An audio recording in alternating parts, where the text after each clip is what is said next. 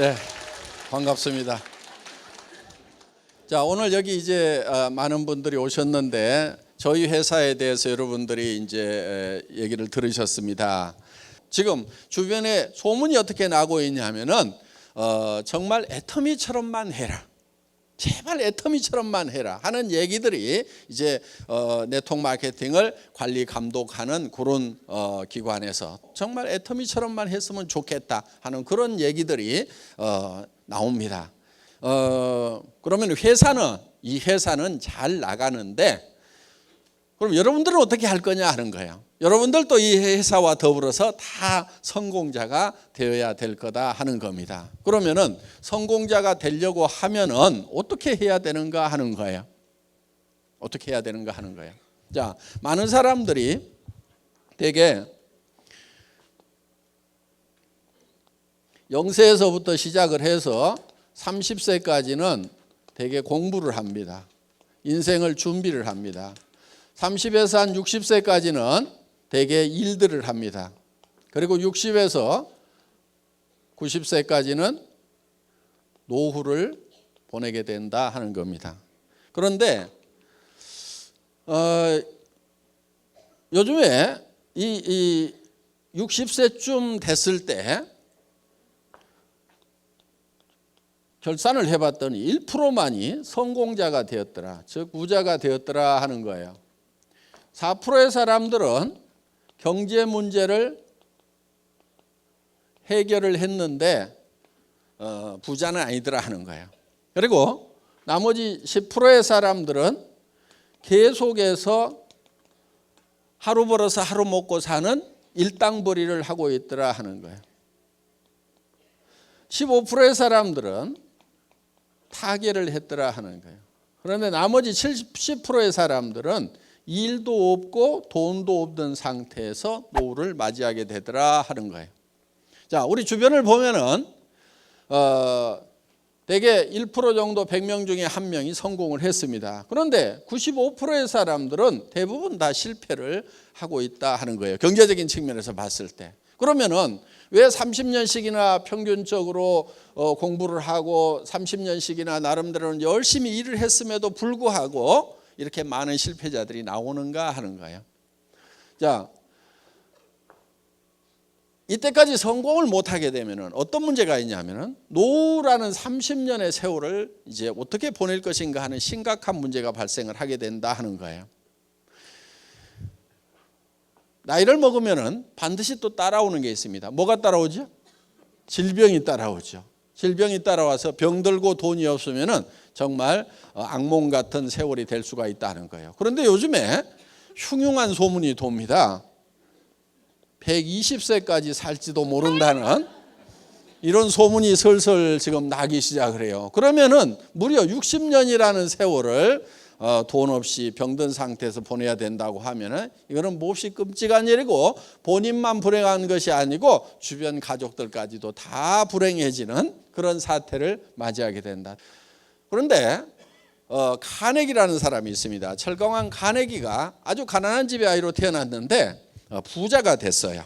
그리고 지금 카네기 재단을 만들어서 세계 곳곳에 온정의 손길을 지금도 펼치고 있습니다. 그 카네기라는 사람이 늙어서 자기가 인생을 이렇게 돌아보니까 자기가 우연히 성공자가 된 건지 아니면은 자기가 다시 가난한 집의 아이로 태어난다고 하더라도 다시 성공자가 될 수 있는지 곰곰이 생각을 해본 거예요. 생각을 해보니까 자기는 다시 가난한 집의 아이로 태어나더라도 틀림없이 성공자가 될 수가 있겠더라 하는 거예요. 그거를 10번을 반복한다고 그러더라도 자기는 10번을 다 성공할 수 있고 100번을 가난한 집의 아이로 태어나더라도 반드시 100번 다 부자가 되겠다는 확신이 있었던 거예요. 그러면은 다른 사람들은 왜 성공을 못하는가? 곰곰이 생각해 보니까 성공하는 방법을 모르더라 하는 거예요. 성공하는 방법, 성공의 법칙을 모르더라 하는 거예요. 그러니까 성공해도 법칙이 있다 하는 겁니다. 법칙이라는 것은 예를 들면 이런 게 법칙입니다. A 플러스 B는 C가 나온다. 그러면은 A하고 B만 플러스하면 항상 C가 나오면 이거를 법칙이라고 얘기를 한다 하는 거예요. 그러면은 자기는 A하고 B만 하면 항상 성공자가 될 수가 있는 요 법칙 공식을 알고 있다 하는 거예요. 그러면은 이 성공의 법칙이라는 것이 누가 어떻게 만든 거냐? 이거는 누가 만든 것이 아니고 원래 있는 거다 하는 거예요. 그래서 이런 것을 뭐라고 얘기하냐면은 정북향의 원리다 이렇게 얘기를 합니다. 정북향의 원리. 이거는 스티븐 코비라는 사람이 쓴 말입니다. 성공하는 사람들의 7가지 습관을 썼던 스티븐 코비가 쓴 말인데, 정북향의 원리라고 하는 것은 북쪽이라는 것이 이미 정해져 있다. 법칙이라는 게 이미 정해져 있다. 그리고 이런 것을 뭐라고 그러냐면 자연 법칙이라고도 얘기를 합니다. 그러니까 이미 정해져 있다 이거예요. 해는 동쪽에서 서쪽으로 지고 물은 높은 곳에서 낮은 곳으로 흐르게 되어 있다 하는 거예요. 이런 걸 또 농장의 법칙이라고도 얘기를 합니다. 농장의 법칙. 자, 농부가 농사를 지을 때는 자연 법칙에 따라 가지고 농사를 짓는다 하는 거예요. 자기 마음대로 농사를 짓는 게 아니고 반드시 농부는 자연 법칙에 맞춰서 농사를 짓는다 하는 거예요. 그럼 농부가 맨 먼저 하는 것이 무엇인가 하는 거예요. 어떤 사람들은 이렇게 얘기합니다. 씨앗을 준비한다. 또 어떤 사람은 아니다. 농토가 있어야 되니까 땅을 준비한다. 아니다. 어떤 사람은 씨앗도 사고 농토도 살려면 돈이 있어야 되니까 돈을 농자금부터 준비한다. 여러 가지 얘기를 하는데 실제로 농부가 맨 먼저 하는 것은 무엇을 얼마만큼 거둘 것인가.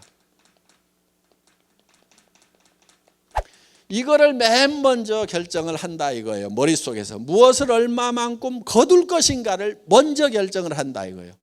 농부의 머릿속에 들어와 있지 않은 것이 갑자기 곡간으로 들어오는 일은 절대로 없다 하는 거예요. 반드시 농부의 머릿속에 고구마 2가마인지 땅콩 1가마인지 아니면 쌀 10가마인지 하는 것이 먼저 농부의 머릿속에 들어오고 나서, 그리고 거기에 맞춰서 일을 한 다음에 농부의 머릿속에 있던 것이 곡간으로 들어오도록 되어 있다 하는 거예요. 자, 이거를 이제 성공의 법칙이라고 하는데, 그러면은 우리가 성공을 하려고 하면은 먼저 우리 머릿속에 뭐가 들어와야 되냐 하는 거예요. 우리 머릿속에 뭐가 들어와야 되냐면은 성공한 나의 모습이 내 머릿속에 들어와 있어야 된다는 거예요. 성공한 나의 모습이. 그러니까 내가 성공을 하느냐 못하느냐는 누구에게 달려있냐면 자기 머릿속에 자기가 자기를 어떻게 생각하느냐 하는 셀프 이미지를 어떻게 메이킹할 거냐 하는 데 달려있다 하는 거예요. 마치 농부가 머릿속에 쌀 10가마를 그려 넣느냐, 땅콩 2가마를 그려 넣느냐, 고구마 2가마를 그려 넣느냐에 따라 가지고 가을에 거둬들이는 것이 달라지듯이 자기 머릿속에 자기의 삶을 어떻게 그려 넣을 거냐 하는 것이 굉장히 중요하다 하는 겁니다. 내 머릿속에다 성공한 모습을 그려 넣지 않으면은 절대 튀어나오질 않아요. 그러니까 오늘 내 삶이 내 마음에 안 든다. 그러면은 틀림없이 3년이나 5년 전에 마음에 안 드는 자기 모습만 머릿속에 그리고 있었다 하는 겁니다. 아니면 아무것도 그리고 있지 않았든지. 지금 여러분들이 머릿속에 이거를 그려넣지 않으면은, 성공한 여러분의 모습을 그려넣지 않으면은 3년 지나고 5년 지난 후에도 지금하고 똑같은 모습일 수밖에 없다는 거예요. 그렇기 때문에 내 삶을 바꾸려고 하면은 내가 어떤 방향으로 어떻게 바뀌었으면 좋겠는가 하는 것을 명확하게 머릿속에 생생하게 그려 넣는 것이 필요하다 하는 겁니다. 그러면은 어떤 모습으로 어떻게 그려 놓을 것인가 하는 거예요.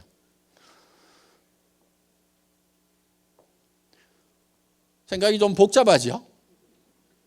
복잡한 이유가 있습니다. 사람이 좀 복잡하게 만들어져서 복잡한 거예요. 사람이 어떻게 만들어져 있냐면요, 사람은 육이라는 게 있습니다. 몸이 있습니다. 그리고 영이라는 게 있어요. 영. 그 다음에 혼이라는 게 있습니다. 그 다음에 우리는 혼자 사는 게 아니고 주변 환경으로 둘러싸여 있습니다. 이 육이 요구하는 것, 영이 요구하는 것, 혼이 요구하는 것, 주변 환경이 요구하는 것이 각각 다릅니다. 이거를 우리는 다 만족시키고 살아야만 된다 하는 거예요. 이게 욕구라는 건데, 우리 육이 요구하는 것은 첫째는 건강하고 오래 사는 거예요. 그리고 건강하고 오래 사는데 찢어지게 가난하면은 만족스럽지가 못하죠. 그러면은 풍요롭게 사는 욕구를 가지고 있다는 거예요. 한마디로 얘기하면은 잘 살며 잘 살아야 되는 거예요. 우리의 영은 보통 영과 혼이 같은 걸로 영혼 이렇게 묶어서 생각을 하는데, 이거는 영과 혼은 분명히 구별이 됩니다. 스피릿, 소울 구별이 되는데, 그럼 영은 뭐고 혼은 뭐냐 하는 거예요. 이 영은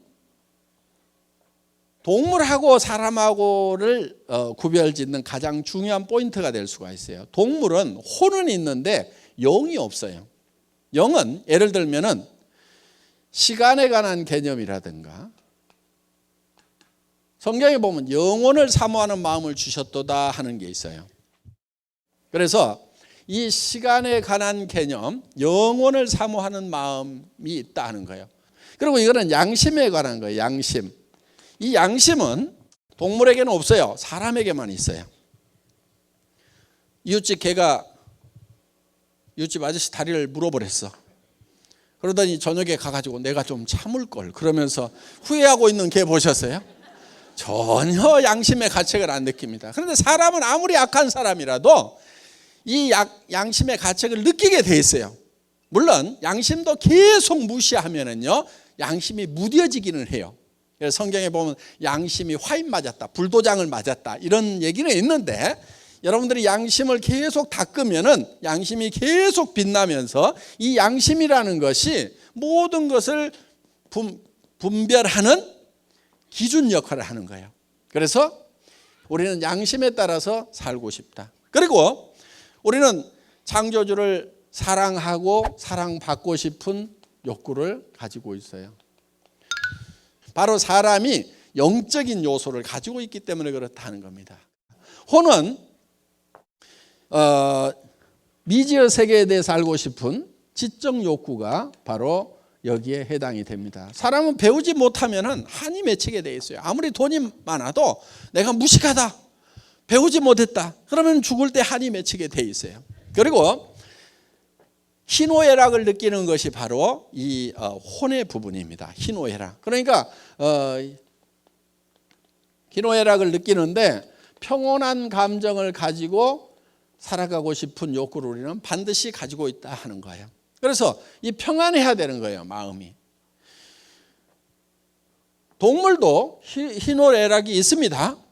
밥 주는 주인한테는 꼬리 살살살살 흔들어요. 무슨 뜻이에요? 기쁘다 하는 거예요. 기쁘다. 밥 먹을 때 건들면 노합니다. 예. 그래서 이 희노애락이 있고, 그 다음에 지식도 있어요. 기억력도 있고, 주인인지 도둑놈인지 다 구별하고, 이렇게 다 숫자도 가르치면은 야 3번 물어와, 5번 물어와 이렇게 하면은 가르치면 이런 것도 배우긴 배워요. 사람보다 지능이 좀 떨어지긴 하지만은. 그러니까 동물도 혼은 있다 하는 거예요. 그래서 이거는 이제 배우고 싶은 욕구를 가지고 있다 하는 거예요. 우리는 배우지 않으면 안 된다는 거예요. 그리고 우리는 주변 환경에 대해서 공헌하고 싶은 욕구를 가지고 있다.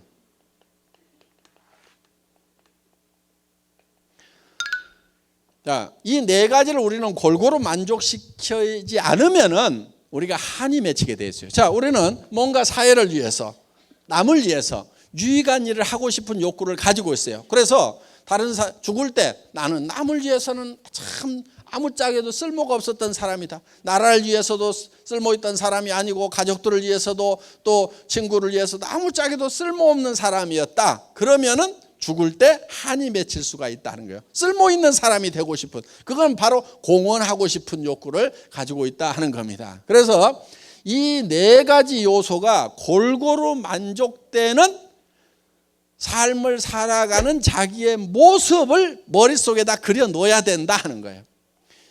이게 하나라도 빠지면은 완벽한 성공자라고 할 수가 없어요. 그런데 이것이 각각 떨어져 있지가 않고 한데 어울려 있어요. 예를 들면 이러는 거예요. 자,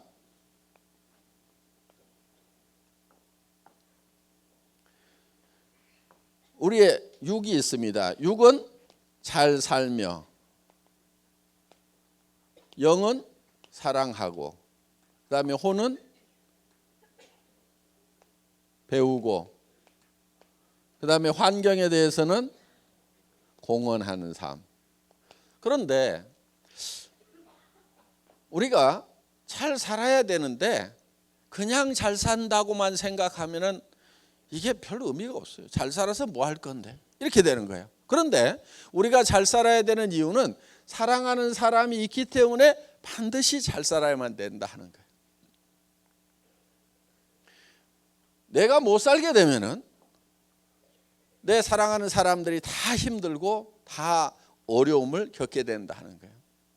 자, 정말 자녀들이 어렵게 살아가면은 부모님들이 애달퍼합니다. 내가 죽더라도 너희 잘 되는 꼴을 보고 죽어야 될 건데 너희들 이렇게 어렵게 살아가는 걸 보니까 내가 눈을 감을 수가 없다는 것이 부모님들의 얘기입니다.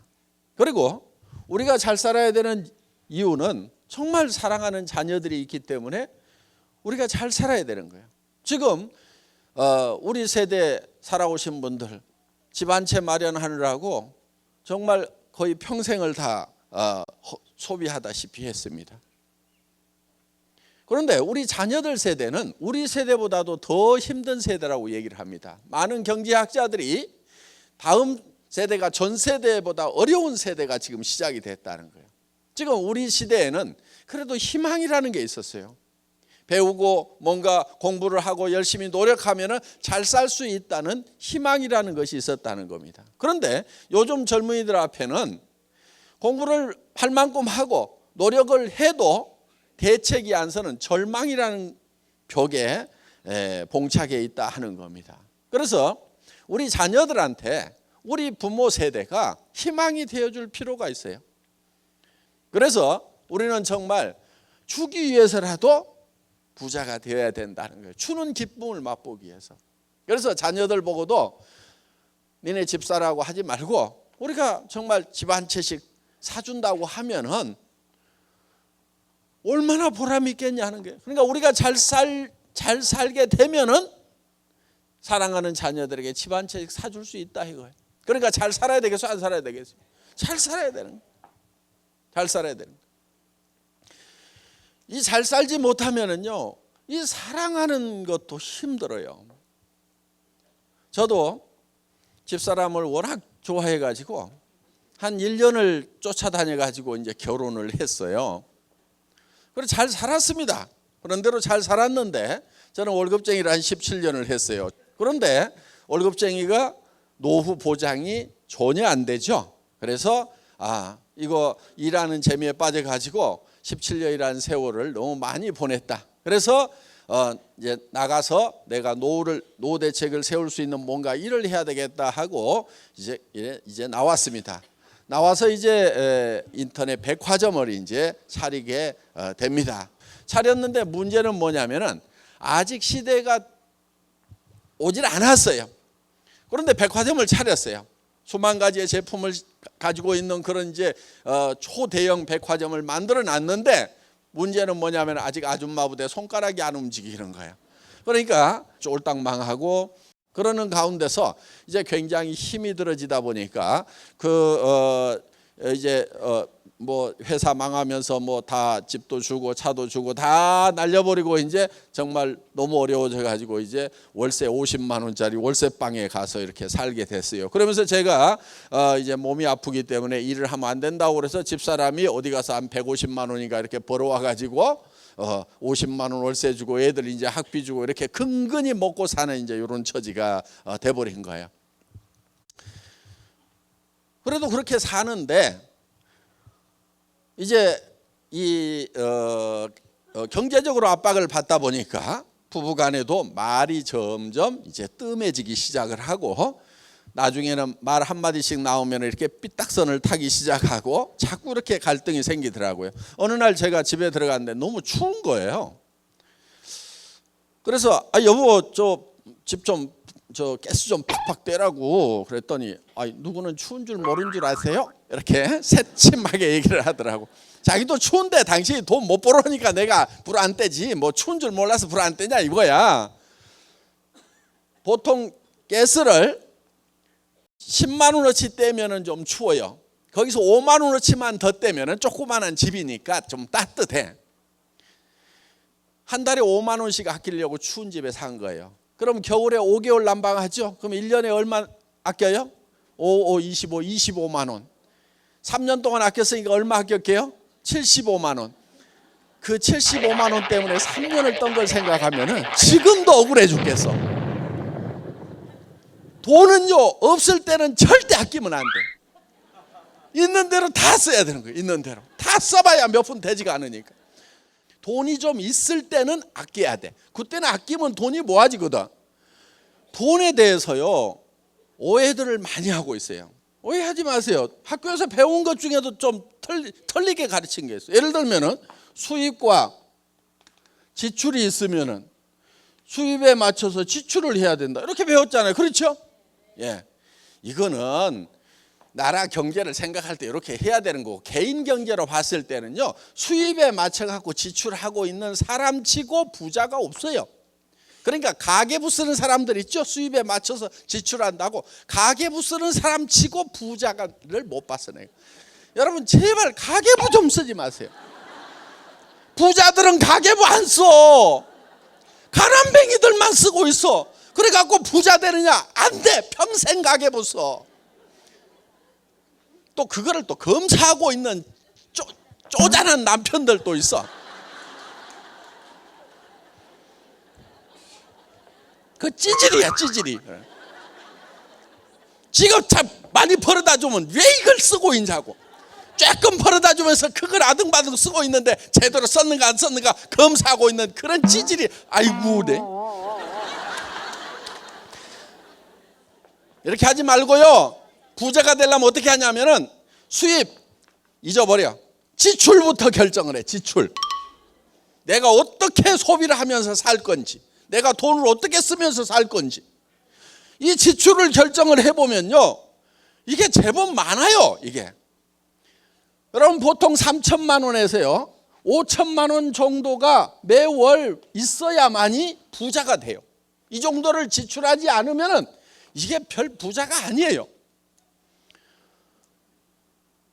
그런데 무슨 3천만 원에서 5천만 원씩이나, 난 300에서 500도 못 벌어봤는데 3천에서 5천이 필요하냐고 그러는데, 3천에서 5천이 있어야 부자가 된다 하는 거예요. 300에서 500 벌어갖고는요 노후대책도 안 서고 아무것도 안 돼. 그 찌질이로 사는 거예요.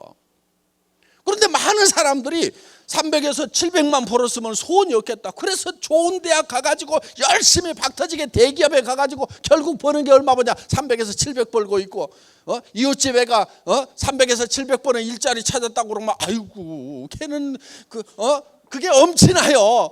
내 새끼는 왜 이 모양이야 그러면서 쥐어 박잖아.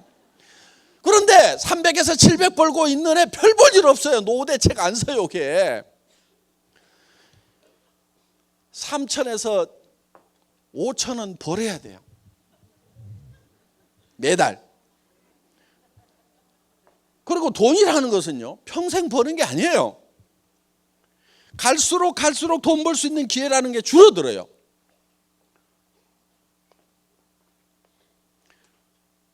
이 기회의 색이 이렇게 줄어드는 거예요.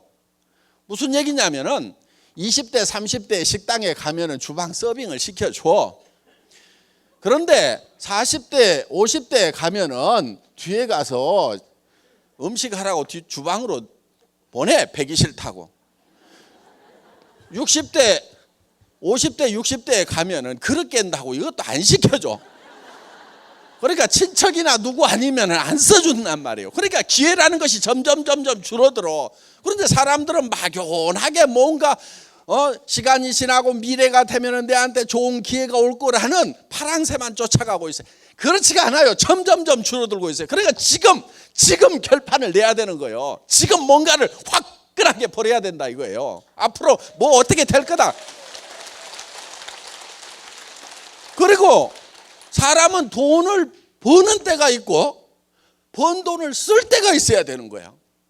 돈 쓰는 것도요, 늙어가지고 돈 쓰려고 그래봐. 여행도 다리 썽썽할 때 여행이지, 꼬꾸라져가지고 거기에다가 어디 좋은 경치를 봐도 눈도 침침한데 가면 뭐 하냐고. 어디 맛있는 걸 먹을 때도 이빨이 쏭쏭할 때지. 가가지고 틀니가 많냐 해가면서 맛있는 거 주면 뭐하냐 이거야. 그러니까 이것도 기회가 점점점 줄어드니까 벌려면 1년, 2년, 3년이라도 빨리 벌고 그래 놓고 그걸 쓰러 다녀야 된다 이거야.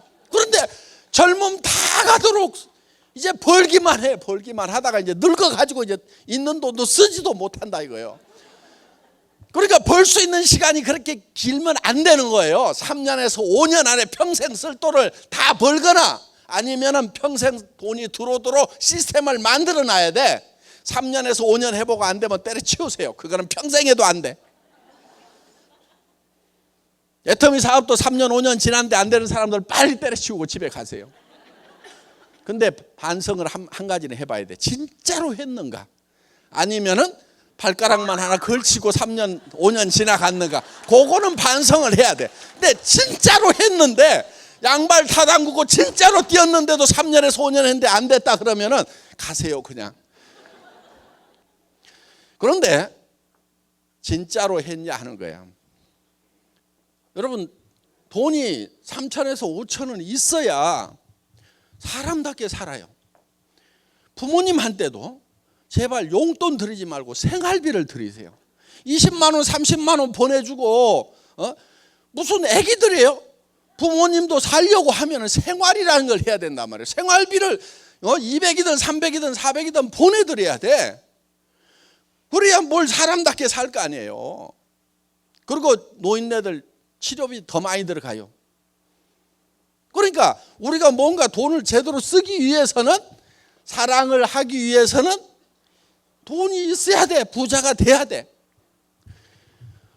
아니 우리 집사람도 이제 그 가스비 5만 원 가지고 찌고도 이렇게 된 거예요. 아니 그러다 보니까 어느 날 우리 집사람이 한마디 하더라고. 여보, 애들 졸업하고 나면 우리 헤어집시다. 근데 우리 집사람은 또 하면 한다는 사람이거든요. 아이고, 그 말을 듣는 순간에 억장이 무너지는 거예요. 그래서요, 제가 방바닥에 쓰러져 가지고요, 우리 와이프 다리를 잡고요, 엉엉 울었어요. 엉엉 울면서, 여보 하지 마라, 내가 보낼 수가 없다. 당신 지금 가면은 집도 없고 노후대책 자금도 없고, 여보 가더라도 내가 집도 사주고 노후대책 자금 마련해서 내가 통장에 넣어서 줄 때까지만 좀 참아주면 안 되냐고 다리를 잡고 엉엉 운 거예요. 그랬더니 이렇게 보더니 아이고 어느 천년에요 그러더라고. 지금은 집도 사주고요, 통장에 돈도 다 넣어줬는데 간다는 말을 안 해요.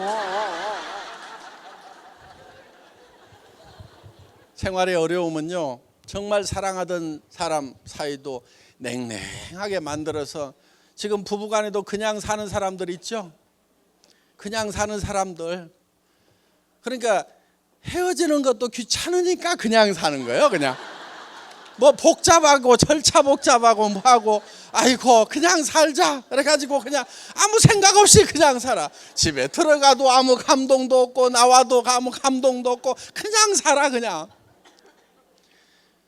삶이 얼마나 된다고. 그 젊은 날에 그렇게 뜨겁게 사랑하고 좋아해서 결혼을 했으면은 그 짧은 인생 얼마 안 되는 동안에 그 나이를 먹을수록 그 사랑이 더 아름답게 숙성이 돼가야 되는데 그렇지를 못해요. 그 원인 중에 하나가 보면 경제적인 이유 때문에 그러는 경우가 많아요. 결혼할 때는 당신 내하고 결혼만 해준다고 하면은 진짜 손끝에 찬물 한 방울 안 묻히도록 해주겠다고 그래가지고 구애를 해서 결혼을 해놓고 나중에는 왜 찬물 안 묻히게 해준다고 그러더니 어쩌고 저쩌고 그러면은 고무장갑 하나 사주면서 이거 끼고 하면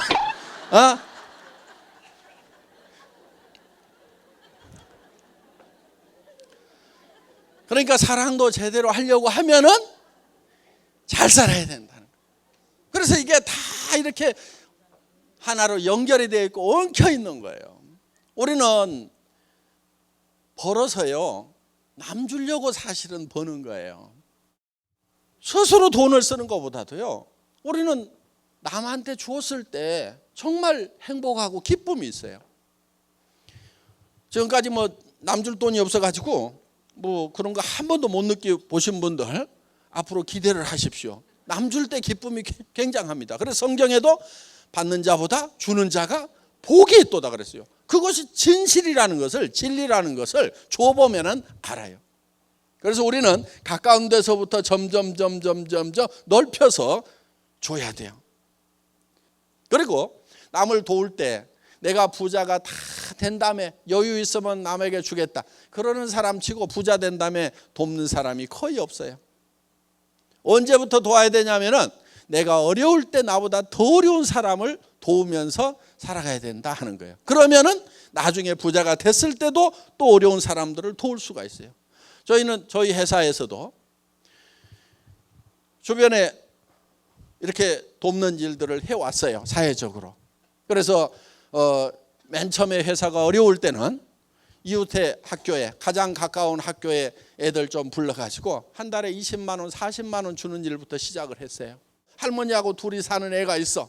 그런데 그 할머니가 받는 보조금하고 뭐 이런 거 조금 받아가지고 사는데 그 20만 원도 그 집에는 큰 도움이 되더라고.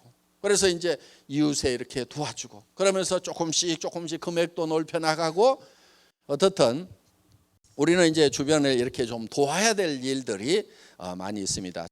물론 애터미 사업 자체가 지금 어려운 사람들을 돕는 가장 좋은 방법이에요. 서민들에게는 싼 생필품을 공급을 해서 질 좋고 싼 생필품을 공급을 해서 이 가게 이 지출을 줄일 수 있도록 생활비를 아낄 수 있도록 해주는 그것이 1차적인 공헌입니다. 그리고 또 이 돈 벌만한 직장이 없는 분들에게 일자리를 마련해줘서 정말 이렇게 할 수 있도록 해주는 것. 그러면서 또 우리는 수당이 또 서민들에게 다 풀려나갑니다. 그래서 우리가 만드는 제품들은 그 원료를 만들라고 농사짓는 농부들에게도 돈이 나가게 되고 그리고 이 돈은 서민들에게 뿌려지기 때문에 그것이 이제 승수 효과에 의해서 최소한 5배 정도 더 이제 경제적인 파급 효과가 생깁니다.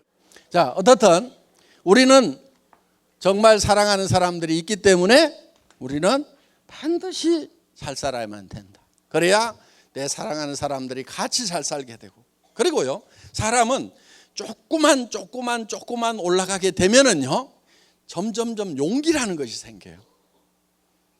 지금 여기 계시는 분들 중에서도 어떤 희망을 갖고 꿈을 갖는 것이 굉장히 두려운 사람들이 있다는 걸 제가 알아요. 어떤 희망을 갖고 꿈을 갖는 그것을 두려워하고 있다는 걸 제가 알아요. 왜냐하면 저도 사실은 뭐 어렵지 않게 세상을 살았어요. 그때는 못 사는 사람들 좀 무시했습니다. 솔직하게 얘기해서 아이고 요즘 세상에 정신머리가 틀려먹었으니까 못 살지 게을러 빠졌으니까 못 살지 그러면서 못 사는 사람들을 좀 무시를 했어요. 그런데 제가 깊은 병에 들고 사업체는 다 망해가고 돈은 다 뺏기고 도리어 이제 빚쟁이까지 집에 쫓아오면서 몸이 아파갖고 더 일을 못하는 상황이 되다 보니까 사람이라는 게 이렇게 앞뒤가 콱 막히는 기가 막힌 상황도 있구나. 무조건 이게 못 사는 사람들을 무시하기만 해서는 안 되겠구나 하는 그런 생각을 하게 됐어요. 그런데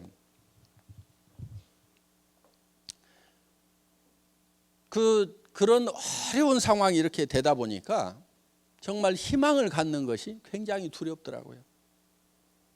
정말 절망밖에 없었어요. 그런데 제가 어느 책에서 보고 애우고 있었던 규절이 있었어요. 희망이 없을 때 유일한 희망은 희망을 갖는 것이다. 희망이 없을 때 가져야 되는 것이 희망인 거예요. 희망마저 갖지 못하면 아무런 희망이 없는 거예요. 유일한 희망은 희망을 가지고 있으면 희망이 있어요. 절망 속에서도 희망을 가져야 되는 거예요. 그런데 제가 봤을 때는요, 그 희망의 불빛이 아주 조그맣게 보이는 거예요. 정말 캄캄한 동굴 속에 갇혀 있는 듯한, 몸은 병들고 가진 것은 아무것도 없고 더 이상 이제 목숨이 얼마를 부지할지를 모르는 그런 상황에서, 그런데도 저는 그 희망의 불빛을 향해서 가야만 했어요. 왜? 사랑하는 사람들이 있기 때문에. 그런데 그 희망을 가지고 그 희망의 불빛을 향해서 한 발 한 발 옮겨가니까 그 작은 불빛이 점점 커지더라 하는 거예요. 우리는 희망을 향해서 다가가지 않으면 그 희망이 커지질 않아요.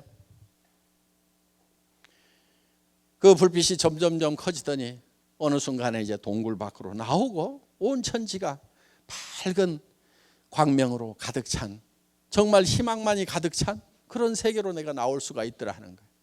그래서 정말 절망의 깊은 동굴 속에 갇혔을 때는 정말 희망을 갖는 것도 얼마나 용기가 필요한 건지, 얼마나 두려운 건지. 용기라는 것은 두려워하지 않는 것이 용기가 아니고, 두려움을 알지만은 그 두려움 앞에 맞서는 것이 진정한 용기다 하는 겁니다. 그래서 여러분, 희망이 없을 때, 마음속에 절망밖에 없다고 생각하고 나는 아무것도 해낼 수 없다고 생각하는 이 순간에도 여러분들이 가져야 될 것은 희망이라는 거고, 그 희망의 불빛을 향해서 우리는 한 걸음 한 걸음 옮겨 나가야 된다는 겁니다. 그러면은 그 희망이 점점 커지고 우리는 밝은 광명으로 나갈 수 있고, 다른 사람들에게 희망의 이제 빛을 전해주는 사람으로 바뀔 수가 있다는 거예요. 자, 우리는 그래서 정말 사랑하는 사람들이 있기 때문에 우리는 잘 살아야 되고, 또 잘 살려고 하면은 배워야 됩니다. 여러분들은 이제 밤늦게까지 지금 이렇게 또 배우고 계시는 거예요. 그래서 정말 잘 살아서 사랑을 베풀면서 나눠주면서 살아가는 그런 나 자신의 모습을 우리가 머릿속에 한번 그려보자 하는 거예요. 그래야만이 내 머릿속에 그게 만들어져야 2년이고 3년이고 5년 후에는 밖으로 튀어나오는 거예요. 그런데 이거를 그려 넣기만 하면 되느냐 하는 거예요. 된다 하는 거예요. 왜냐하면 우리의 몸이라는 것은 우리 머릿속에 그냥 그리는 거하고 실제로 벌어지는 상황을 구별을 못하는 특징이 있어요. 우리 머릿속에 이걸 그려 넣기만 하면은 우리 몸이 변하고 바뀌어 버리는 거예요.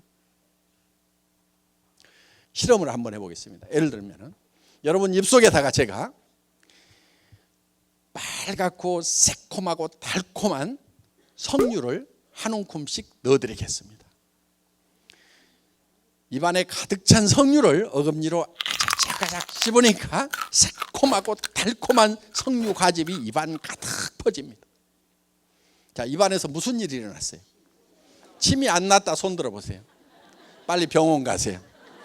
침샘이 고장난 겁니다.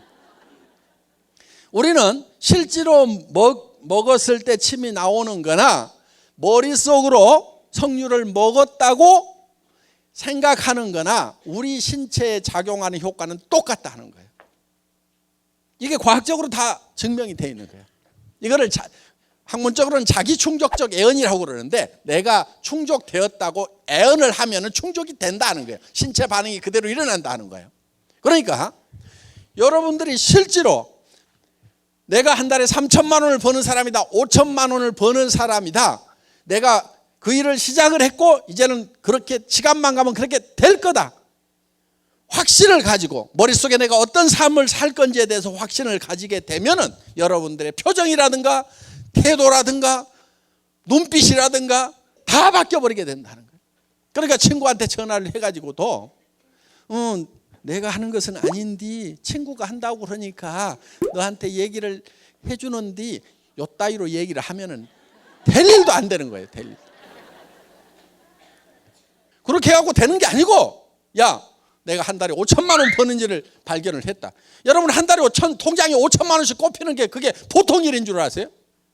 어마어마하게 큰 공장 가지고 있어야 돼. 1,000명, 2,000명 거느리는 그런 공장을 가지고 머리 빠지게 밤낮 없이 수십억, 수백억을 투자해가지고 해야 집에다가 5천만 원씩 갖다 준단 말이에요. 사장이라고 폼 잡고 다니는 사람 중에 70%는 비더로 다니는 사람들이요.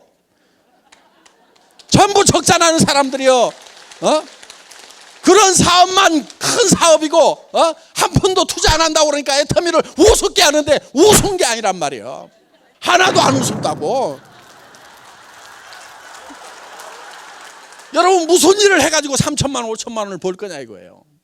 이 애터미 사업은 빅 비즈니스예요. 엄청난 비즈니스란 말이에요. 개인적으로 봤을 때 여러분 투자를 안 하니까 우습게 알아 지금. 그리고 무슨 고시 보듯이 특별한 시험을 봐가지고 능력자만 뽑는 게 아니고 아무나 오세요 그러니까 이게 아무 것이나 되는 줄 알아 이게 이 일이 보통 일이 아니란 말이에요. 지금 엄청난 일을 지금 여러분들이 시작을 한 거예요. 근데 표정들이 왜 그래? 엄청난 걸 발견한 것 같지가 않아 지금.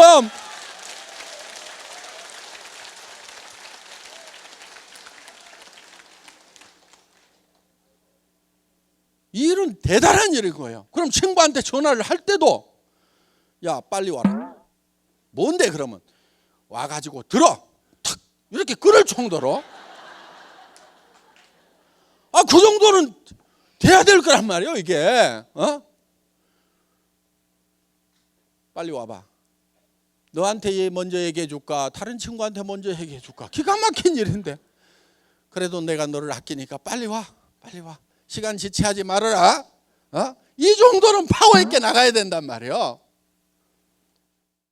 근데 뭐 회원가입 하나만 해줘. 뭐 이게 무슨 뭘 꼭 부담을 주는 것도 아니고 하라는 것도 아니고 그냥 하나만 써줘. 이따위로 얘기하지 말으란 말이에요. 이게 엄청난 일인데 너 지금 안 하면은 너 저 밑으로 갈래? 너 위에 있을래? 너 한 단계가 너 얼마나 차이 나는 줄 알아? 하면서 큰 소리를 빵빵 쳐가면서 해야 될 일이란 말이에요. 그게 여러분들이 진짜 3천만 원을 벌고 5천만 원을 버는 일이라고 믿으면은 그게 소리가 나오는 거예요. 그게 저는요 이 회사 시작하면서요 첫 세미나에 17명 모아놨어. 그 첫 세미나에서 제가 5시간 6시간 동안을 여러분들 크라운 마스터가 되면은 에쿠스를 한 대 주겠습니다. 그리고 돈을 3억을 주겠습니다. 그렇게 얘기를 했어요. 그리고 임페리얼 마스터 최고 직급에 가게 되면은 현금을 축하금으로 10억을 주겠다. 그리고 매달 5천만 원씩을 들고 에쿠스 리무진을 새로 또 한 대 주겠다. 오피스텔 50평짜리를 임대해가지고 회사에서 임대료 물고 그냥 쓰도록 해주겠다. 바닥에는 카페트 쫙 깔아주겠다. 발목까지 빠지는 카페트. 그거를 발표를 했어요. 그런데 그때 내가 타고 간 차는 280만 원짜리 중고 카니발이요. 280만 원짜리 중고 카니발을 타고 가가지고 에쿠스를 주겠다. 아마 똑똑한 사람이 있었으면은 니나 잘해라 니나 그랬을 거야. 그런데 거기 모인 사람들이 하도 큰 소리를 치니까 정신이 나가가지고 지금까지 따라와서 지금 성공을 한 거예요. 제정신이 아니어야 돼. 성공은 제정신으로 하는 게 아니에요 여러분. 미쳐야 돼. 미쳐야만 목표에 미칠 수가 있어요.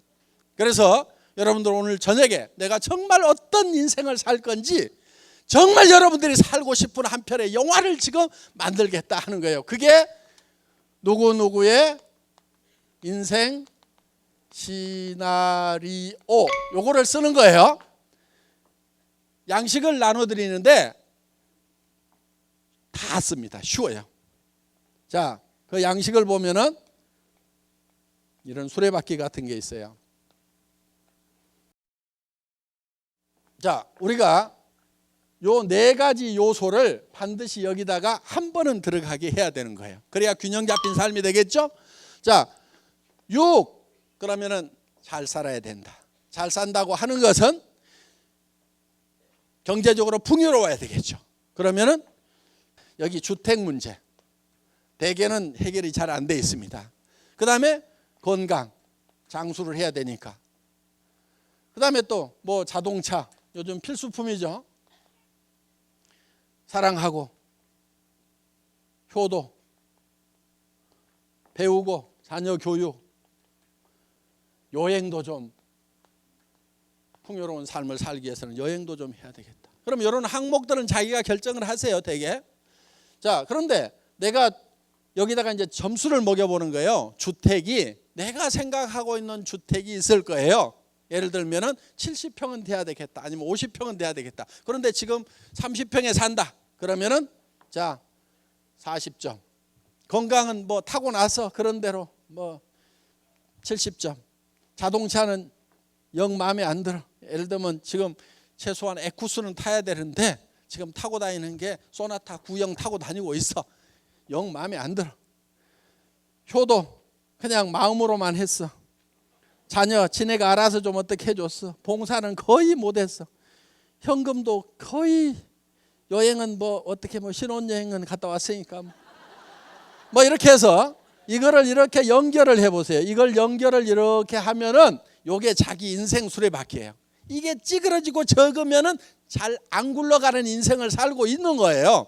그러면 이게 10점 만점이 되려고 하면은 이 10점 만점을 연결하면 이렇게 고단한 수레바퀴가 잘 굴러가는 수레바퀴가 되는데, 내가 10점 만점이 되려고 하면은 어떻게 하면 되는지를 이 네모칸에다가 써주라 하는 거예요. 여기다가 자 이렇게 쓰는데, 예를 들면은 쓸 때 구체적으로 쓰라 이게요. 구체적으로. 내가 살고 싶은 집, 어디 살고 싶으냐니까 좋은 집이요. 이런 분들이 있어. 그럼 집 사러 가가지고 부동산에서 무슨 집 보러 오셨어요? 그랬더니 좋은 집이요. 이 사람 집 살 사람이에요? 안 살 사람이에요? 살 사람 아니에요. 내가 살고 싶은 집이 단독주택인지 아파트인지 연립주택인지 방은 몇 개인지 화장실은 몇 개인지 가격은 얼마에서 얼마 사이인지 몇 평인지 요게 딱 나와 있어야 된단 말이에요. 그럼 여기다가 그걸 적으라 이거예요. 그래서 구체적으로 적으라 이거예요. 그 다음에 가격을 적으라 이거예요. 가격을. 그게 얼마짜리인지. 무슨 차 타고 싶으냐고 그러니까 페라리요. 그러는데 페라리가 얼마인지도 몰라. 7천만 원인지 6천만 원인지 3억은 줘야 돼요. 그러니까 페라리 그러면 가격이라도 알고 타겠다고 해야 된다 하는 거예요. 그 다음에 세 번째가 기한을 적으라 이게. 기한. 언제까지 하겠다. 그러니까 내가 70평짜리 집을 언제까지 사겠다고 적어야지, 그냥 세월을 가거나 말거나 그러다 꼴딱 죽어버리면 그게 그냥 물거품이 돼버린다는 거예요. 그러니까 내가 3년, 5년, 7년 안에는 내가 반드시 사겠다. 기한을 정해야 되는, 기한을. 요 세 가지를 꼭 유념을 하시라 하는 거예요. 자, 우리는 정말 균형 잡힌 삶을 살기 위해서 이 인생 시나리오를 작성을 하는 겁니다. 자, 예를 좀 보여주세요. 선배들 중에 이렇게 작성한 사람들이 있습니다. 그래서 예를 들면 지금은 17평 임대 아파트에 살고 있지만 3년 뒤에는 상도동 사거리에 있는 42평 방 4개 욕실 2개 있는 4억 3천만 원짜리 동양 빌라 5층으로 이사한다. 이렇게 구체적으로 나왔죠. 예, 정말 이런 삶을 살아가는 내 모습이 내 머릿속에 들어가게 되면은, 내 행동이 바뀌고 표정이 바뀌고 말이 바뀌고 다 바뀌게 돼 있어요. 그래서 이거를 실행할 수 있는 힘이 나오게 되어 있다 하는 겁니다. 그러니까 우리는 어디에 있어야 되냐면은 내가 살고 싶은 삶이라는 영화를 내 머릿속에서 만들고 그 영화 속에 살고 있어야 돼요. 언제까지? 그 영화가 현실이 될 때까지 우리는 계속 그 영화 속에 있어야 된다는 거예요. 비전 속에, 영화 속에 계속 살다 보면 이 현실이 끌어 올라가게 되어 있다는 겁니다. 여러분 이거를 믿어야 되는 거예요.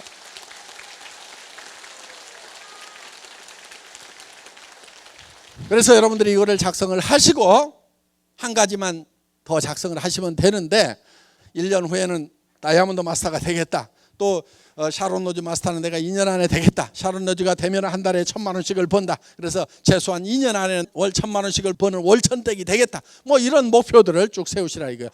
오늘 늦은 시간까지 수고 많으셨습니다. 강의 마치겠습니다.